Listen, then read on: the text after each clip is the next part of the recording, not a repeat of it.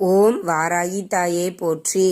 அனைவருக்கும் வணக்கம். நான் உங்கள் சாந்தி பேசுறேங்க. இன்றைய பதிவில் நாம என்ன பார்க்க போறோம் அப்படின்னு பார்த்தீங்கன்னா, இன்று தை மாதத்தின் முதல் சஷ்டி, அதுவும் செவ்வாய்க்கிழமையோடு இணைந்து வரக்கூடிய காரணத்தினால ரொம்ப ரொம்ப சக்தி வாய்ந்த நாள்.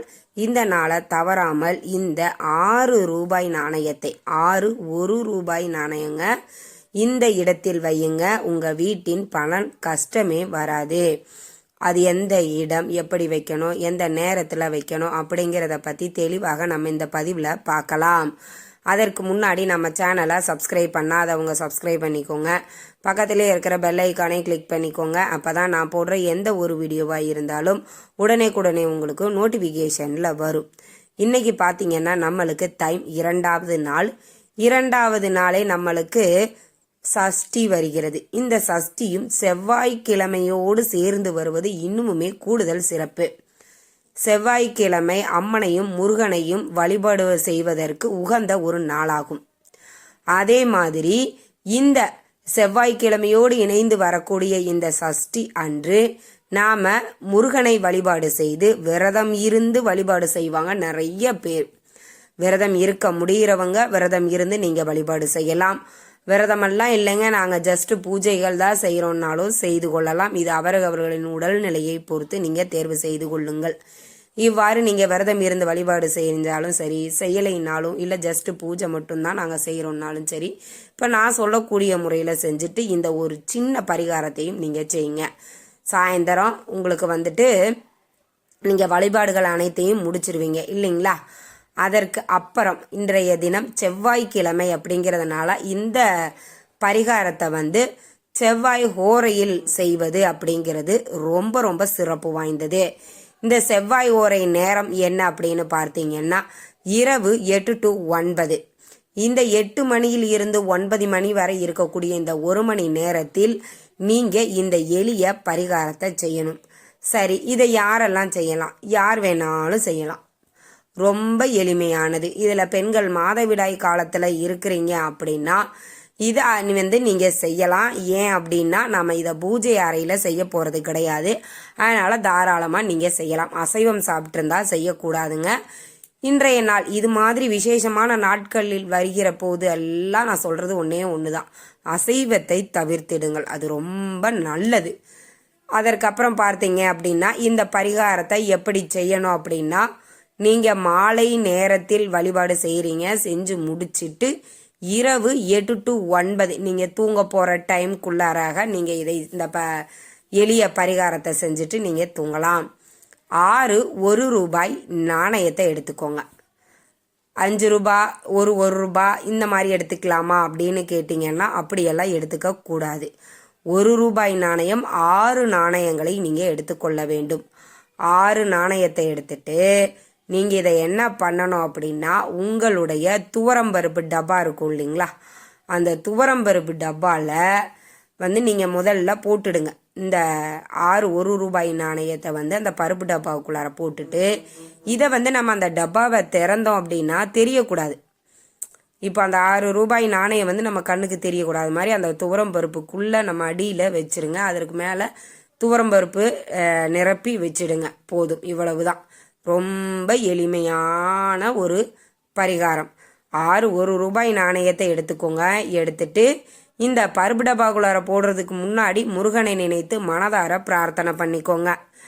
முருகா, நீ தான் பார்த்துக்கணும், நீ தான் எங்களுடைய வறுமைகளை போக்கணும், செல்வ நிலையை அதிகரிக்கணும் அப்படின்னு முருகனை நினைத்து மனதார பிரார்த்தனை பண்ணிட்டு இந்த 6 1 ரூபாய் நாணயத்தை உங்களுடைய துவரம்பருப்பு டப்பாவில் போட்டுடுங்க.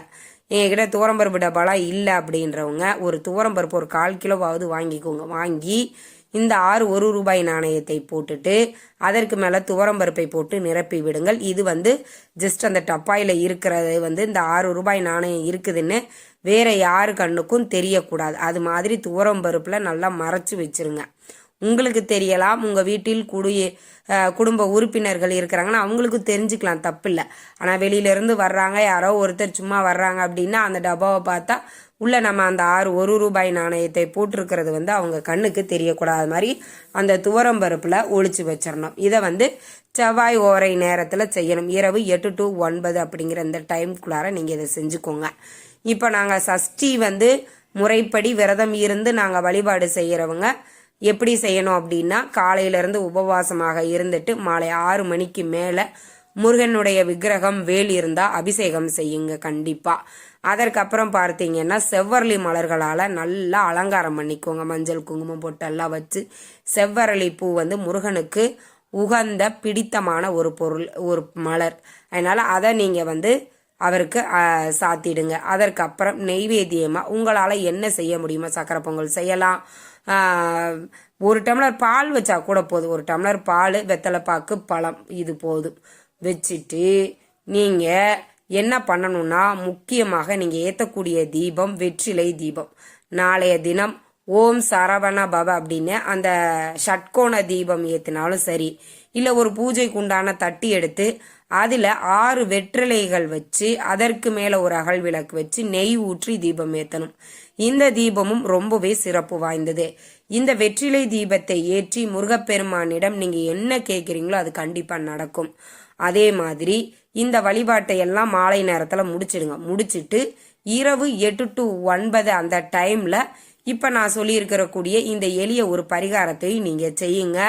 உங்கள் வீட்டில் பண கஷ்டம், பணம் இல்லை அப்படிங்கிற ஒரு வார்த்தைக்கே இடம் இருக்காது.